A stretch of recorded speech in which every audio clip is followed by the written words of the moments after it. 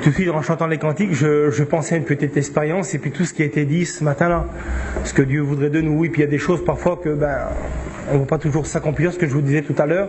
Et il y a des fois des choses qui sembleraient un peu, on va dire, trop grandes pour nous humainement. Et puis le Seigneur dit, ce qui est impossible à l'homme est possible à Dieu. Il dit, car tout est possible à Dieu. Puis je vais vous expliquer une petite expérience que j'ai faite. Je venais juste de me convertir, il n'y avait pas très longtemps. Et puis je me retrouve dans le nord de la France.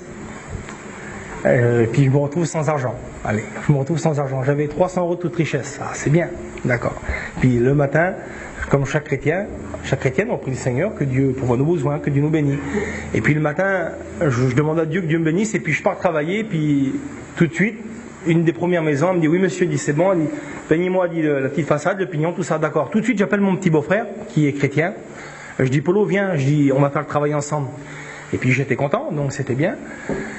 Et puis Dieu avait pourvu. Et puis à un moment donné, on était sur le dernier pignon comme ça.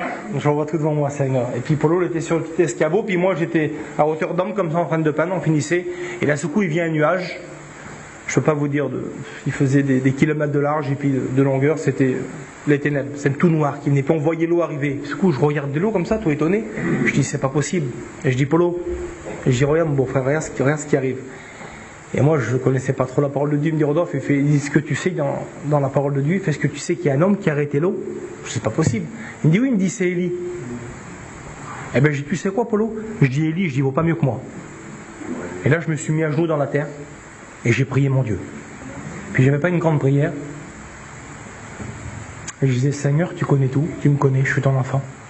Je dis, Seigneur, tu connais mes besoins. C'était pas du superflu, là, c'était mon nécessaire. Je dis, Seigneur, tu connais tout. Et là, lorsque mes yeux se sont ouverts, c'était grandiose en réalité. Partout autour de la maison, une tempête d'eau et de vent. Et sur la maison, un rayon de soleil. Et ça a duré à peu près 10 minutes, un quart d'heure. C'était long. Et là, je restais à genoux, je contemplais la grandeur de Dieu. Et puis à ce moment-là, Polo m'a dit quelque chose.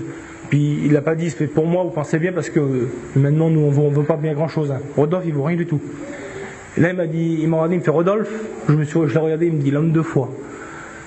Et à ce moment-là, j'en ai tiré une grande bénédiction pour ma vie, parce que la foi, la réalité, c'est simplement d'avoir un cœur vrai devant Dieu. Amen. C'est pas d'avoir des grands mots, des grandes phrases, pas du tout.